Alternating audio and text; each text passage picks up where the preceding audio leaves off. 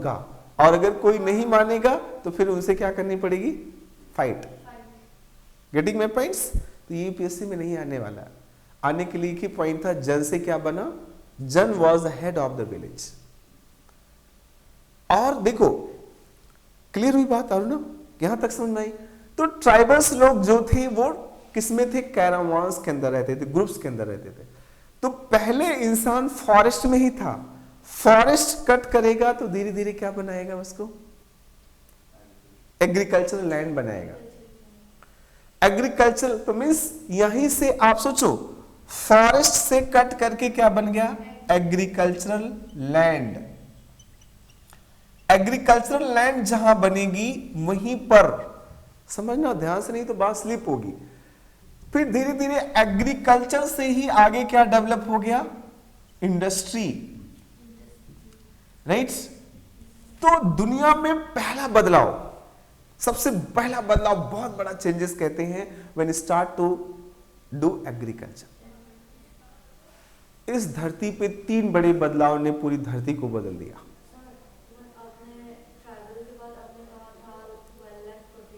हाँ, आएंगे आएंगे, बट एक कनेक्ट करते जाना। ये इंडिया क्लास है बेटे, अंडरस्टैंडिंग पे बेस्ड है, हर बार अलग अलग तरीके से पढ़ाता हूं मैं। Getting my points? तो एग्रीकल्चर आई, इंडस्ट्री आई, और इस धरती की तीसरा बड़ा बदलाव जानते हो क्या है? Third, information and technology. इस धरती को 3 बड़ी चीजों ने बदल दी। पहला, एग्रीकल्चर। एग्रीकल्चर ने फॉरेस्ट को खत्म कर दिया, कम कर दिया। गेटिंग? एग्रीकल्चर से एक इकोनॉमी प्रोड्यूस हो गई, उसका नाम है रूरल इकोनॉमी। कौन सी इकोनॉमी बेटे? Rural economy. और इंडस्ट्री आई तो उसने एक नई इकोनॉमी प्रोड्यूस कर दी, उसका नाम है urban economy. Urban, urban means शहरी अर्थव्यवस्था, क्योंकि इंडस्ट्री यहां पर आ गई। जैसे भारत में कई इंडस्ट्रियल शहर हैं, नाम तो सुने होंगे, जमशेदपुर, टाटा एक्सेट्रा। गेटिंग? भारत में शहरों के अलग अलग जब आप पढ़ेंगे ना, अर्बन डेवलपमेंट, अर्बन, एनसीईआरटी में सब लिखा है बेटे, और सब कुछ कनेक्ट करने की आदत बनानी है, बस और कुछ नहीं करना। और तीसरा बड़ा बदलाव आया, that is IT. IT means information technology.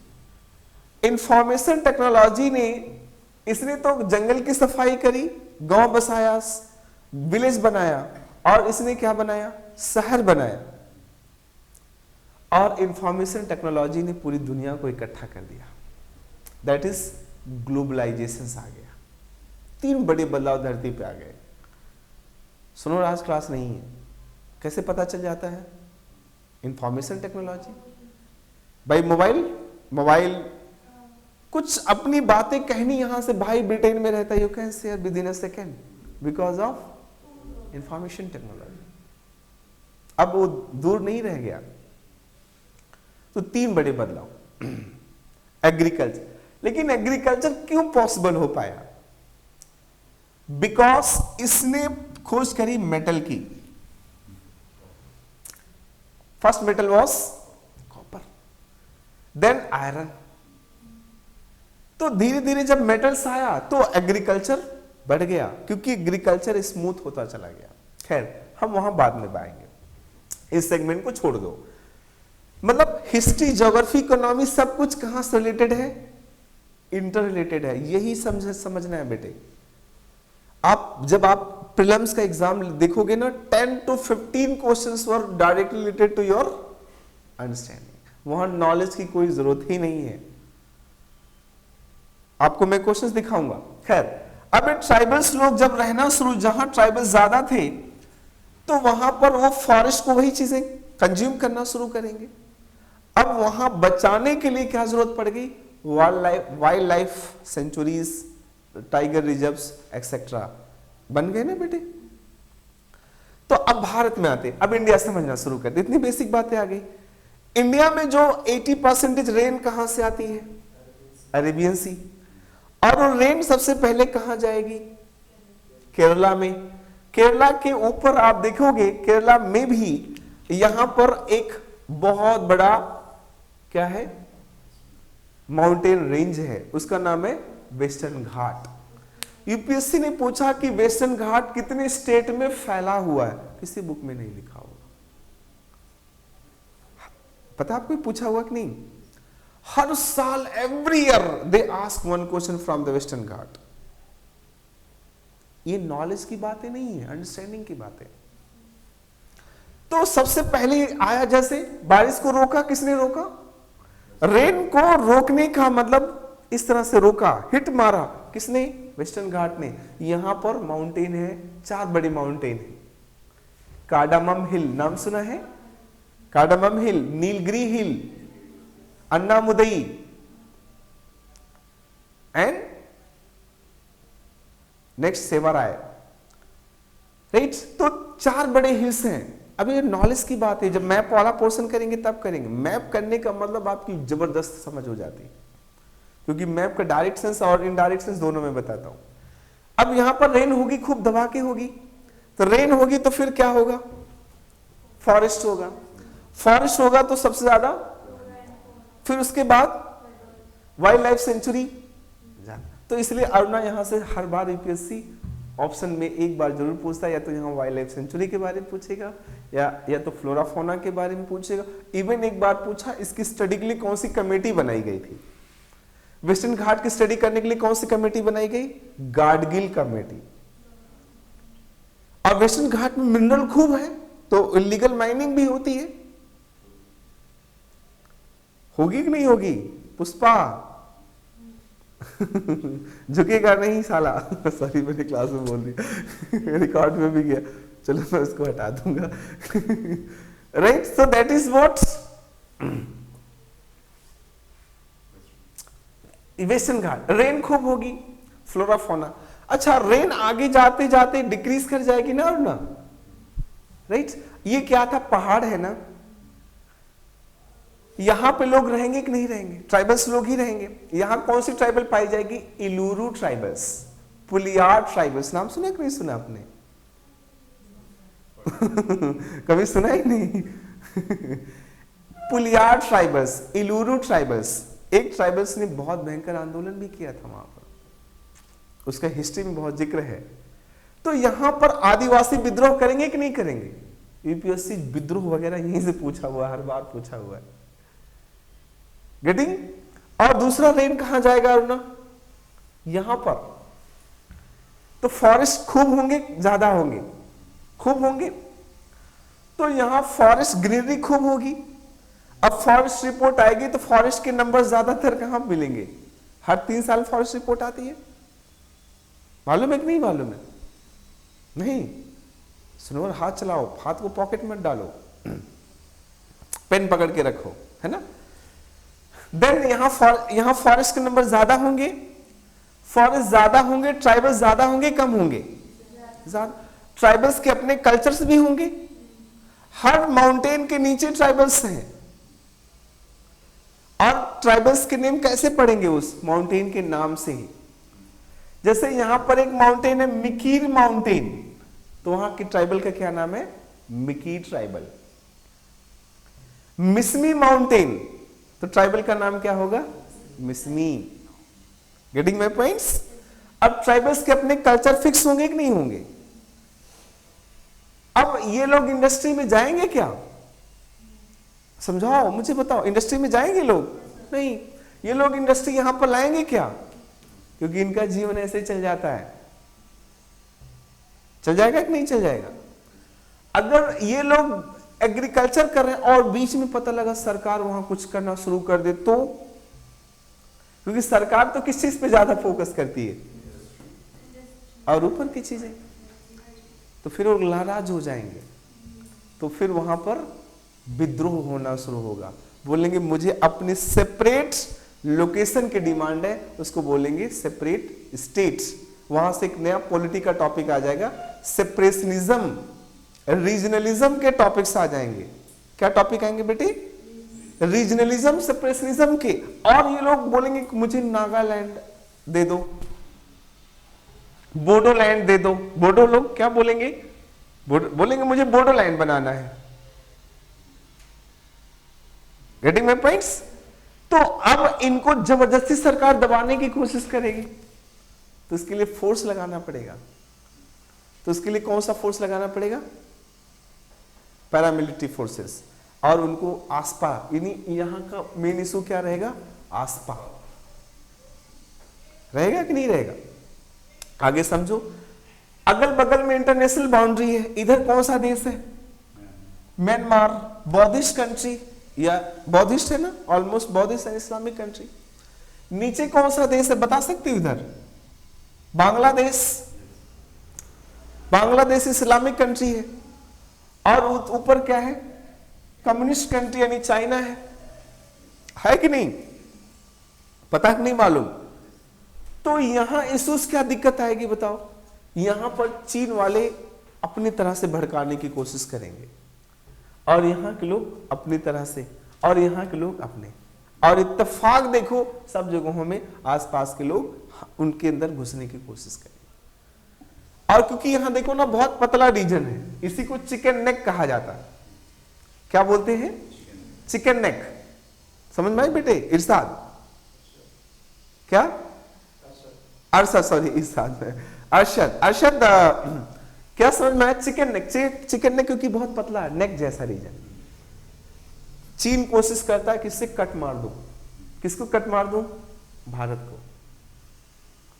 तो यहां पर जो इंटरनेशनल इश्यूज होंगे कि नहीं होंगे? स्मगलिंग आएगी, हाँ बड़े आराम से आएगी। तो बहुत पहाड़ का रीजन है, जंगल है, क्योंकि रेन अच्छी है, बहुत सारी प्रॉब्लम्स है। यहां डेवलपमेंट उतना नहीं पहुंच पाएगा। रीजन क्योंकि दिल्ली कहां पर है? यहां पर है। यहां से यहां जाने में कितने घंटे लग जाते हैं? 12 से 14 घंटा। मीडिया भी रिपोर्ट नहीं करती इनको। समझ में आ रही है ना कि नहीं? मीडिया कितना खबर दिखाती है ना असम की, केरला की में कुछ घटना हो गई दिखाती मीडिया नहीं। दिल्ली में बस हाँ थोड़ा सा कोई गिर जाए, हाँ जी बताइए गटर में गिरने के बाद आपको कैसा लग रहा है, निकालो तो बताओ फिर कैसा लग रहा है।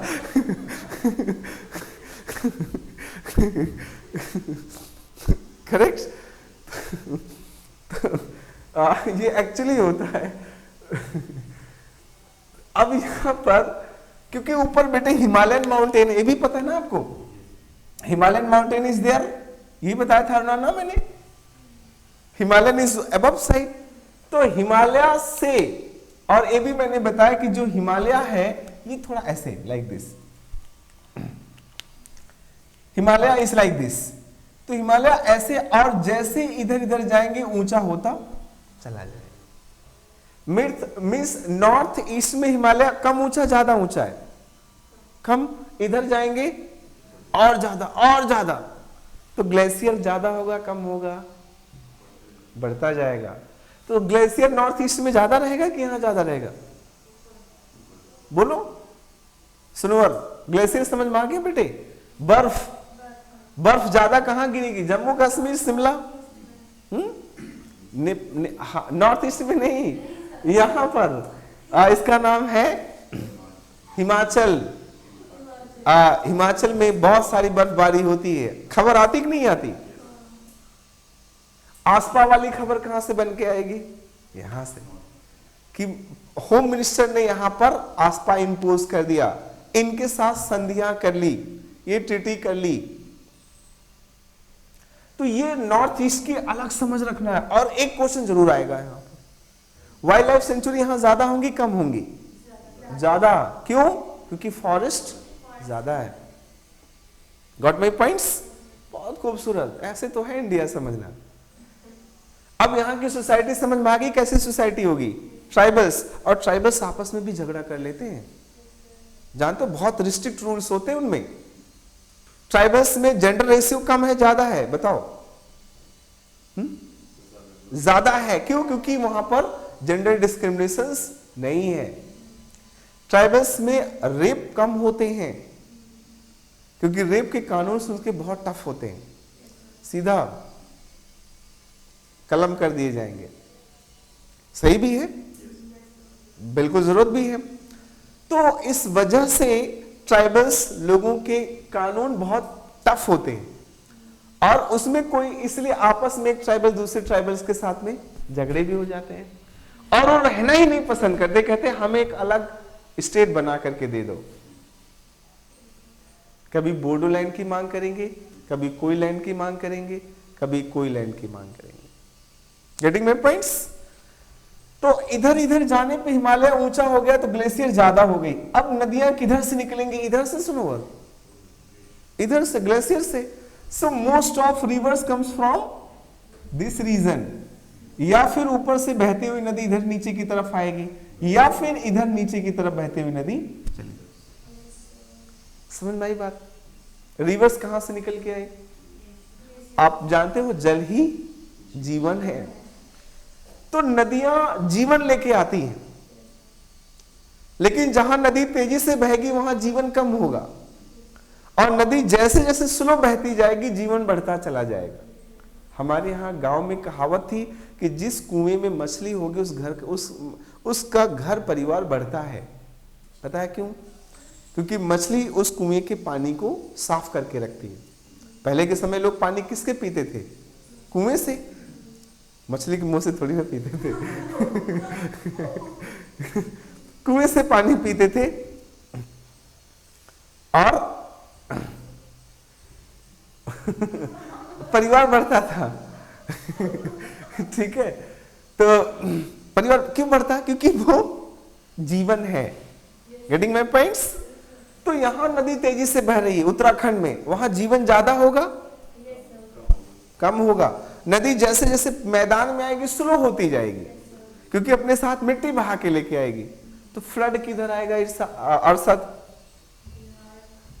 जी? बिहार एंड आसाम, उत्तर प्रदेश, उत्तराखंड में फ्लड नहीं आएगा। वहां हिमालय है, न्यू फोल्डन माउंटेन है, वहां लैंडस्लाइड होगा, जैसे केदारनाथ में हुआ था। छोटे छोटे लैंडस्लाइड हर साल हर वक्त होते रहते हैं वहां पर। गेटिंग?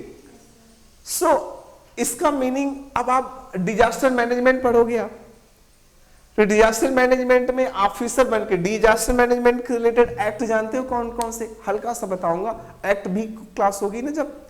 तो डिजास्टर मैनेजमेंट में इसको बोलते हैं NDMA, NDMA, national disaster management act. ये कब बनाया गया? 2004 का जब डिजास्टर आया तब। 2004 में कौन सा डिजास्टर आया था पता आपको? नहीं, हाँ गुजरात वाला भी हुआ था, you are right. But in 2004 there was a tsunami. Tsunami आई थी, बहुत बड़ी सुनामी, और उस सुनामी में कई देश, कई कंट्री, मोर देन 10 कंट्री वर affected including India also.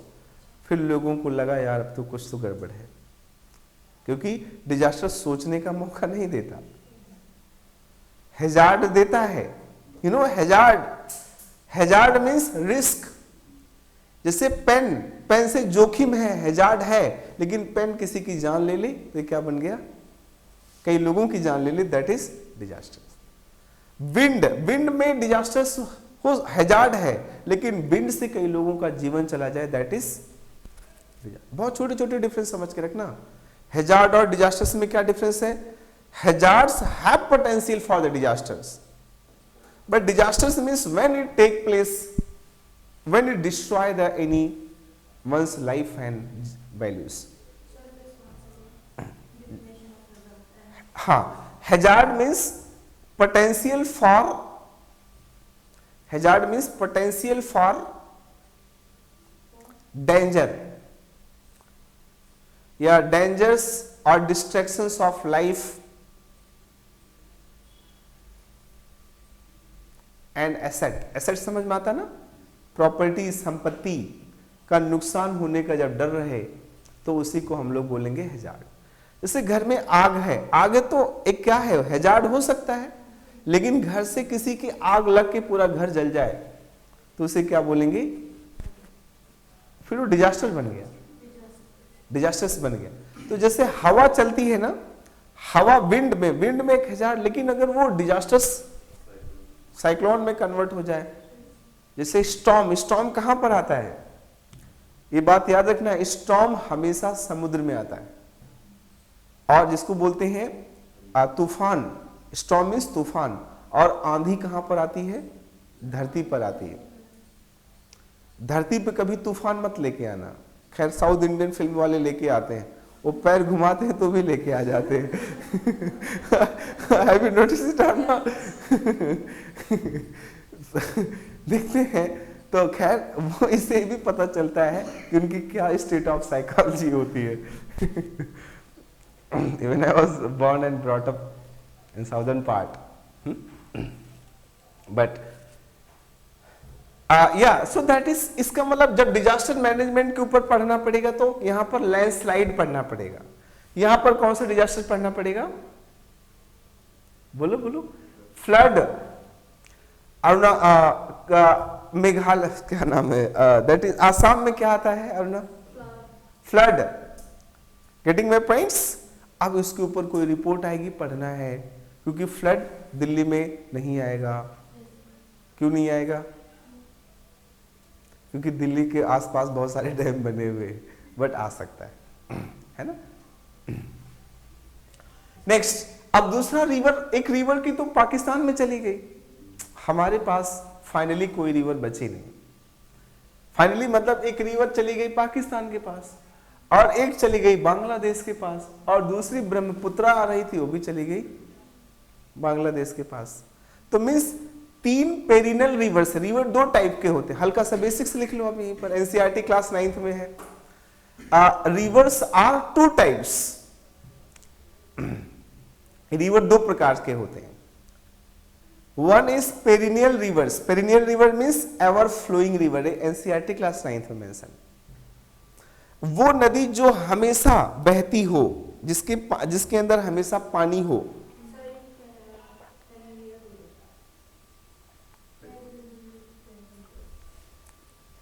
Perennial बोलते हैं ना, पेरिनल्स रिवर। और ये this reverse mainly comes from glacier. ये रिवर कहां से निकल के आती है? Glacier. Example Ganga and it's tributary. अब आपको गंगा नदी डिटेल में पढ़ाएंगे, right? Ganga and it's tributary. तो ऐसे हल्का सा भी मेंशन कर लो। और भी जैसे, और भी Brahmaputra reverse and it's tributary, right? जैसे लोहित, बनास, जीरा दिया, पगला दिया, सभी सारी रिवर्स कहां की है? All this tributary of Brahmaputra. And Indus river. Indus को लेकर के भारत पाकिस्तान का बहुत अच्छा रिलेशन है। क्योंकि पानी रोक लिया था भारत वालों ने, बोला पानी नहीं जाने दूंगा, बदमाशी करोगे तो। सही भी करते हैं। एक वाटर डिप्लोमेसी, इंडस वाटर है। तो भारत की 5 नदियां हैं, इंडस की 5 ट्रिब्यूटरीज हैं। पंजाब, 5 पंजाब में मिलती हैं। पंजाब अभी 2 पार्ट में, पंजाब एक पाकिस्तान में, एक इंडिया में है। सो पंजाब में 5 नदियां जहां मिलती है उसे पंजाब कहते हैं, पंचजाब। हाँ, कौन कौन सी? हाँ बोले। ब्यास, सतलज, रावी एंड चिनाब। ये भी आकर के उसी में आगे मिल जाएगी। सो पंजाब। अब इस पे डैम बनाए गए हैं बेटे। ये डैम इंपॉर्टेंट हो गए, ज्योग्राफी वाले सर बताएंगे, मतलब बस याद रखना। तो नदी पे क्या बनेगा? डैम। पेरिनल रिवर्स पे क्या बनेंगे? डैम्स। गेटिंग? पेरिनल रिवर्स पे डैम ज्यादा बनाए जाएंगे। क्यों बनाए जाएंगे? क्योंकि पानी ज्यादा होगा, हाइड्रो इलेक्ट्रिसिटी ज्यादा होगा। गेटिंग? और दूसरे रिवर कौन से होंगे? सेकेंड टाइप्स ऑफ रिवर्स को हम लोग बोलते हैं दैट इज पेनिनसुलर रिवर्स और प्लेटूज रिवर्स के नाम से जाना जाता है। प्लेटूज रिवर, पठार की नदियां, प्लेटूज रिवर्स। प्लेटूज होता है ना, पठार, प्लेटूज रिवर्स। प्लेटूज की जो रिवर्स होंगी वो हमेशा पानी रहेगा उसमें। क्यों? क्योंकि जब रेन आएगी तो बारिश आएगी, पानी होगा, रेन गई तो पानी। तो वाटर डिस्प्यूट कहां ज्यादा पर होगा आप बताइए? साउथ में होंगे। कावेरी रिवर डिस्प्यूट का नाम सुना है, बहुत पुराना। वो कहां पर था? साउथ में था, जहां पानी नहीं हो। तो यही तो अंडरस्टैंडिंग है, पानी नहीं होगा तो झगड़ा होगा, घर में भी होता है। और अब जहां पॉपुलेशन बढ़ रही, मैंने कहा नदी बढ़ेगी तो पॉपुलेशन बढ़ जाएगी, तो सबसे ज्यादा भारत की पॉपुलेशन कहां पर रहेगी? This region. 40 crore peoples are residing near to the bank of Ganga. 40 crore लोगों का जीवन सिर्फ एक नदी चलाती है, उसका नाम है गंगा। तो अब गंगा के किनारे वालों को भी झगड़े बढ़ेंगे। क्यों? क्योंकि आपने देखा कि ये लोग क्या कर रहे थे? एग्रीकल्चर। आपने भी पढ़ा ना कि most of the cities are located on the water bodies. दुनिया के बड़े जितने शहर बनाए गए कहां पर बनाए गए? वाटर बॉडीज के किनारे बनाए। क्यों? वाई? ये मेंस का क्वेश्चन बन सकता है। क्यों बता सकते हैं? बिकॉज, हाँ बिकॉज चलिए होने की लाइन नहीं बोलना है। आप पहला रीजन से इसका फर्स्ट रीजन है बिकॉज इसके पास में फर्टाइल सॉइल होती है। जैसे साउथ में रिवर है कावेरी रिवर्स, तो फर्टाइल सॉइल कहां रहेंगी? वहां पर। यहां पर सारी फर्टाइल मिट्टी, फर्टाइल सॉइल मींस उपजाऊ मिट्टी कहां पर पाई जाएंगी? सनोवर, नदी के किनारे। उसमें क्या होगा? एग्रीकल्चर। एग्रीकल्चर से ही वो जीवन चला लेंगे। तो गंगा के मैदान के लोगों का मेन जीवन किस पे बेस्ड होगा? एग्रीकल्चर। आज एग्रीकल्चर मुनाफे का बिजनेस लगता है क्या? कहां लगता है? एक किसान पता है 1 क्विंटल गेहूं पैदा करने के लिए बहुत पैसे खर्च करता है। 100 kg गेहूं बहुत पैसे लगाता है, और वो उसकी कीमत कितनी मिलती है? अभी 1400, 1500, 2000 लाइक दैट। और वो भी कई बार रेट से, मतलब जो एमएसपी है। क्यों करेगा? मतलब डॉक्टर अपने बच्चे को डॉक्टर बनाना पसंद करता है, इंजीनियर बनाना पसंद करेगा, लेकिन किसान अपने बच्चे को किसान बनाना पसंद करेगा? बोलेगा बेटे पढ़ लिख के कुछ कर ले, ये यहाँ तो बहुत मेहनत है और कुछ मिलता भी नहीं। क्योंकि जीवन नहीं, कुछ ऑप्शन नहीं बेटे उनके पास। तो अब आज एग्रीकल्चर में सबसे कम प्रॉफिट का बिजनेस है, इसलिए जो एग्रीकल्चर लोग कर रहे हैं वो सबसे ज्यादा गरीब भी होंगे। तो सबसे ज्यादा पॉलिटिक्स कहां पर होगी? गरीबों को हक दिलाने वाले लोग यही मिलेंगे। तो एग्रीकल्चर से हिस्ट्री में लिंक कर लोगे तो परमानेंट सेटलमेंट, क्योंकि एग्रीकल्चर जहां ज्यादा होगा वहीं अंग्रेज लोग आएंगे। तो अंग्रेज लोग पहली बार कहां पर गए? यहां पर, या तो फिर कलकत्ता में पहुंच गए। क्यों? क्योंकि एग्रीकल्चर अच्छा हो रहा है। एग्रीकल्चर अच्छा होगा तो उनको रेवेन्यू मिलेगा। और मैंने बताई थी E is equal to E, economy is equal to empire. तो उनकी इकोनॉमी क्या रहेगी अरशद? हाँ, इकोनॉमी स्टेबल रहेगी। भाई मेरे को रोज पैसा आएगा तो मैं टेंशन फ्री नहीं रहूंगा। Why you people choose government job right now? Because they believe it will provides permanent. Business में बहुत लोचा बाबा, मत करना बिजनेस। लोग कहते हैं ना ऐसे, सर दर्द का काम है बिजनेस का। मतलब 24 आवर बिजनेस और शहंशाह वाली जिंदगी जीना है तो ब्यूरोक्रेसी में चले जाओ। क्या ऐसा नहीं होता? वहां पर भी उतना ही लेबर होता है। अभी बंगला, गाड़ी, कार सुन के आपको अच्छा लग रहा होगा, लेकिन जिस दिन आपको मिल जाएगा ना, उस दिन उसका मजा भूल जाओगे। बताओ क्यों? क्योंकि इतना काम रहेगा आपके पास।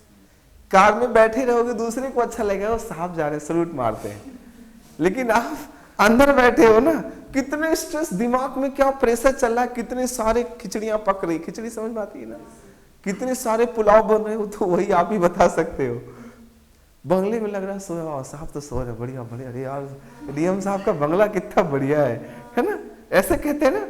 लेकिन पूछो कितने टेंशन की गोली खा के सोया हुआ है। उससे पूछो तो सही। लाइक ऐसे लोगों को लगता है, क्योंकि वो इतना स्ट्रेस हो। आप डिस्ट्रिक्ट मजिस्ट्रेट बनते ना, उसमें एक वर्ड लिखा है law and order. Law and order maintain करने का काम किसका है? डिस्ट्रिक्ट मजिस्ट्रेट नहीं, डिस्ट्रिक्ट मजिस्ट्रेट को है। अब इसीलिए डिस्ट्रिक्ट मजिस्ट्रेट के सामने भी एसपी सलूट मारना पड़ता है, क्योंकि लॉ एंड ऑर्डर मेंटेन करने की जिम्मेदारी किसकी? District magistrate.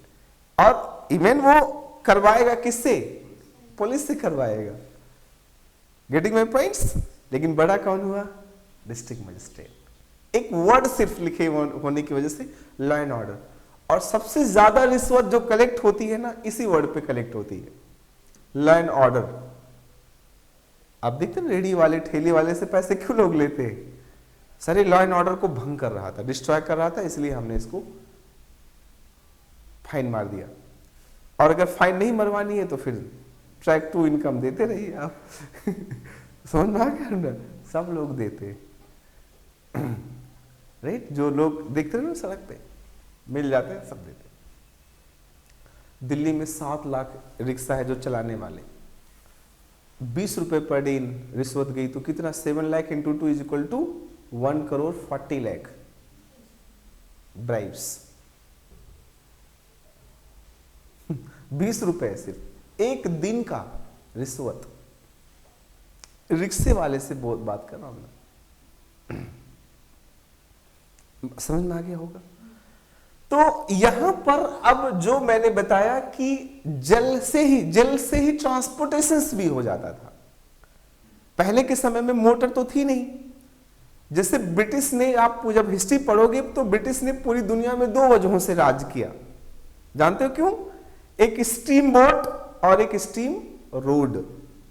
क्या मैंने नाम बोला अरशद?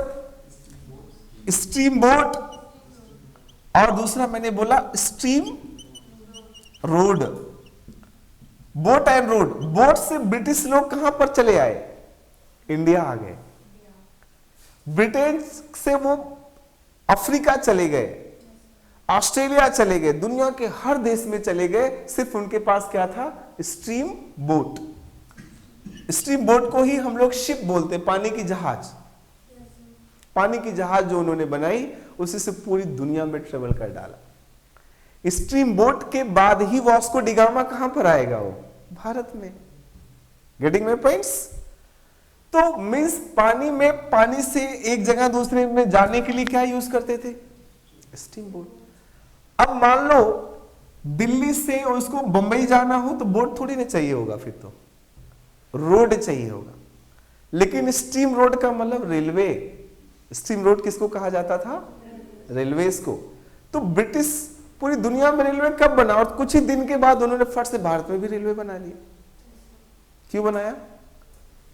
ब्रिटेन में रेलवे जब आता है तुरंत उन्होंने भारत में रेलवे ले आ दिया। क्यों? क्योंकि यहां से सामान को लाद करके कहां ले जाते थे? बॉम्बे पोर्ट पर। और बॉम्बे पोर्ट से फिर किसका सहारा ले लेते थे? बोट का। बोट से ले जाके अपनी कंट्री में रख देते थे। मेंस में लिखने में काम आएगा लाइन। द ब्रिटिश, एनसीईआरटी में लिखा, the British has conquered the world because of steam boat and steam road. पूरी दुनिया जीत डाली उन्होंने। अब ब्रिटिश बहुत चालाक थे। जिस कंट्री में गए वहां स्टीम बोट तो दे दिया और स्टीम रोड दे दिया। मतलब ब्रिटिश लोग गए तो रेलवे छोड़ के गए, करेक्ट? लेकिन स्टीम बोट छोड़ के नहीं गए, लेके गए। भारत रेलवे के मायने में बहुत स्ट्रांग है, लेकिन नेवी के मायने में बहुत कमजोर है। स्ट्रांग तो नहीं कर सकते, इसलिए भारत को किससे लाना पड़ता है? रशिया से। बहुत सारे सबमरीन्स, बहुत सारे शिप, बहुत सारे युद्धपोत विमान जो होते हैं, युद्धपोत वगैरह लाने पड़ते हैं। उसको क्या बोलते हैं? Ships, aircraft carriers. ये सब कहां से लाने पड़ते हैं? रशिया या किसी और कंट्री से, क्योंकि हमारे पास है ही नहीं। अगर ब्रिटिश देके गए होते तो हम उसमें भी, रेलवे हम किसी से लेके आते हैं। फट से हमने मेट्रो बना ली, बहुत समय नहीं लगाया, क्योंकि हमारे पास रेलवे पहले से थी। भारत में सबसे पहले मेट्रो कहां चली? कोलकाता। दिल्ली मत बोल देना। नहीं, कहीं लखनऊ बोल दो कि लखनऊ में चल गई थी। अरशद, ऐसा हुआ कि लखनऊ में पहले झंडी दिखा दी थी? नहीं, ठीक है। तो बहुत होशियारी से खेले ब्रिटिश लोगों ने। खैर, तो पूरी दुनिया में जो ट्रांसपोर्ट पहले होता था, किससे होता था? वाटर से। नदी के किनारे लोग रहते थे। खेतों में काम भी मिल गया, खेतों से खाने की चीजें भी मिल गई। कैटल्स को पीने के लिए पानी चाहिए तो नदी में जाएगी, इंसान को पीने के लिए पानी चाहिए, दिल्ली को भी पानी चाहिए होता है तो नदी से ही पानी मिलता है। दिल्ली में लोग, हम लोग जो पीते हैं, यहाँ पर वाटर प्यूरिफायर लगा जगह जगह पे। मीन्स वाटर ट्रीटमेंट प्लांट्स बोलते हैं उसको। ट्रीट करके यहाँ पाइपों से भेजा जाता है, तब जाकर के हम लोग पानी पी पाते हैं। गेटिंग? तो ये सब हुआ, यही से देखो पूरी दुनिया बनती चली जा रही। खैर आगे आइए। अब मैंने बताया था कि इधर हिमालय की वजह से रेन किधर डाइवर्ट हो जाएगी, इस डायरेक्शन, क्योंकि इधर हिमालय करा करा मत जाओ भाई, चाइना वालों को पानी की जरूरत नहीं। खैर चाइना वालों ने बड़ी बड़ी नदियों पे सबसे वर्ल्ड के सबसे बड़े बड़े डैम बना दिए हुए हैं, बहुत चालाक है, दिमाग तो भरपूर है उनमें, पता नहीं कैसे इतनी छोटी आंख से देख भी लेते हैं। देखा सनवर की नहीं चाइनीज लोगों को, हैव सीन? मस्ती करते हुए पढ़ रहे हैं और कोई रीजन नहीं, किसी को हर्ट करना कुछ नहीं है ना। खैर आगे बढ़ते हैं हम लोग। तो फिर वो जब यहां से जाएंगे तो रेन किधर डाइवर्ट हो गई, इधर आ गई, तो इधर जाएगी तो रेन डिक्रीज करेगी, और इधर से जाते जाते यहां भी रेन डिक्रीज कर गई। इस रीजन को बुंदेलखंड कहते हैं। बुंदेलखंड, बुंदेलखंड में बारिश कम होती, पता आपको बात? तो बुंदेलखंड में बारिश हो जाए तो इसलिए उनके कल्चर में भी, जब आप आर्ट एंड कल्चर पढ़ोगे ना, तो उनके गानों में भी ईश्वर से प्रेयर करते हैं कि मुझे बारिश दो, मुझे पानी दे दो। और भारत के गांव के कल्चर में भी, क्योंकि खेती तो मेन कल्चर बनाएगी। देखो जिस जगह की सोसाइटी स्टेबल रहेगी वहां पर इकोनॉमी स्टेबल हो जाएगी। फिर से सुनो, गलत हो रहा है लगता है। जिसकी इकोनॉमी स्टेबल होगी, स्टेबल इकोनॉमी का मतलब इनकम बराबर आ रही है, वहां पर क्या होगी, सोसाइटी स्टेबल हो जाएगी, स्थिर समाज बन जाएगा। फिर से बोलूं मैं, जहां पर पैसा हर बार आ रहा है, हर दिन आ रहा है, हर महीने आ रहा है, हर साल आ रहा है, वहां पर कैसी सोसाइटी बनेगी? और ना स्टेबल सोसाइटी। और स्टेबल सोसाइटी जहां पर होगी वहां पर क्या बनेगा? कल्चर। क्या बनेंगे बेटी? कल्चर। उस घर में कल्चर नहीं बनता जिस घर में इनकम आने का सोर्स फिक्स ना हो। तो इंडिया में इनकम सोर्स आने का फिक्स था कि एग्रीकल्चर हर साल हो ही रहा है, तो इंडिया में क्या होगा? कल्चर्स होंगे कि नहीं होंगे?